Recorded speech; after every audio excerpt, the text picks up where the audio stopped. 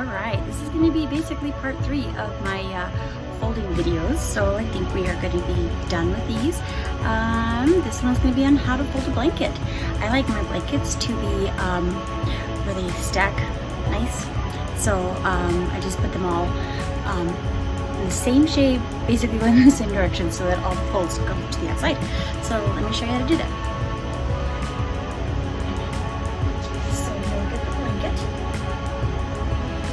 I'm watching TV, blanket, hold it. I'm watching TV, get your blanket, hold it.